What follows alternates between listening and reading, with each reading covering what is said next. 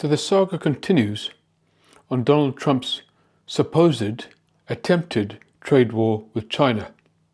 Attempted, but apparently now aborted. What he did, as we know, is threaten to impose tariffs on China. He did a little bit of it in his first term and then retreated. And then in his second term, he started ratcheting it up the extent to which he would impose tariffs on China, going all the way up to 140-odd%. Now, China responded absolutely in kind. Fearlessly, they came back and said they would impose the same level of tariffs on the US, where tariffs formerly didn't even exist.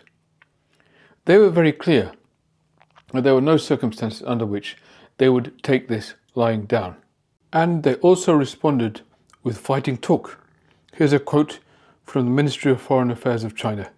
"We do not want to fight, but we are not afraid to fight. If it's to fight, we'll fight till the end. If it's to talk, our door is wide open." So their position was absolutely clear. The ball was in Trump's court. They were responding in kind.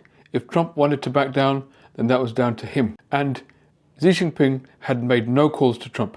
There was no begging. There was no attempts at groveling. There was no plea for mercy.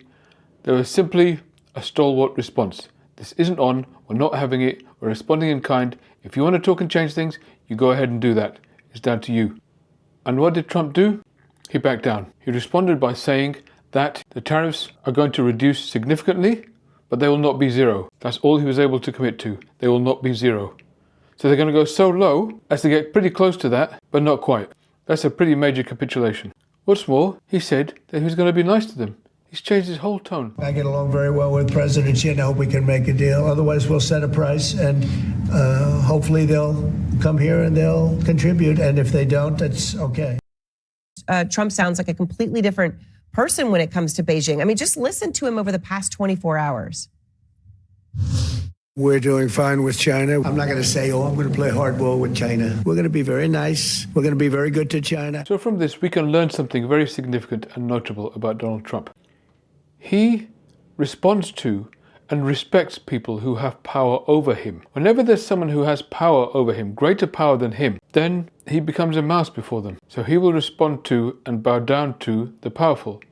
In this game, which he ruined completely, China was in a position where they had greater power than him. He wasn't strategic enough, shrewd enough, he wasn't well read enough, he hadn't thought it through enough to realize that China actually holds more cards than he does. As I've mentioned in a previous video, there's a range of things that China can do, like sell US debt and let US Treasury bond yields spike, meaning that the US government is going to have to pay billions and billions of more dollars every year in interest payments. Because who are they paying the interest to? China. They hold a lot of US dollars. They can send the US dollar tumbling down in value, which Trump might want some of, but not too much of, because he wants it to stay as the reserve currency. They have lots of cards.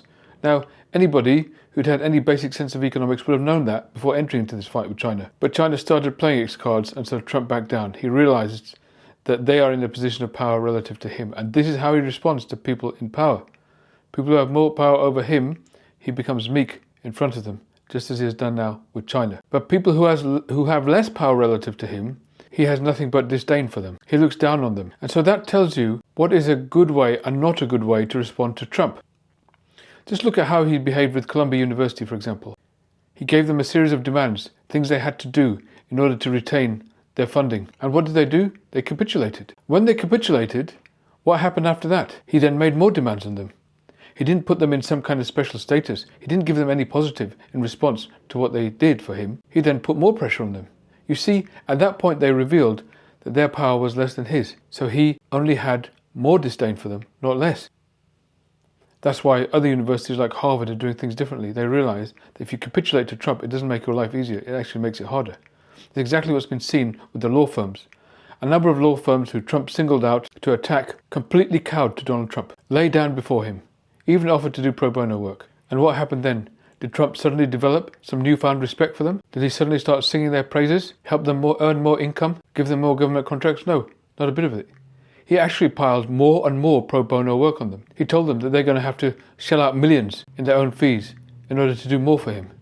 See, because what happened is, they then revealed themselves to be powerless relative to him. So what he had for them was only disdain.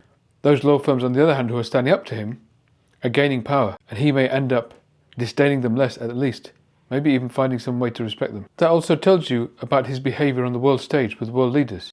See, without doubt, Putin had some power over him. We can speculate as to what that is. Maybe there's some underhand financial dealings going on. Maybe there's some blackmail. Who knows? Putin had some power over him, which is why he's always been so meek and humble towards him. In this latest round of negotiations on an attempted ceasefire with Ukraine, Trump's latest statement on this, his outlined proposal, involved nothing more than capitulating entirely to Russia's demands and only making demands of Ukraine.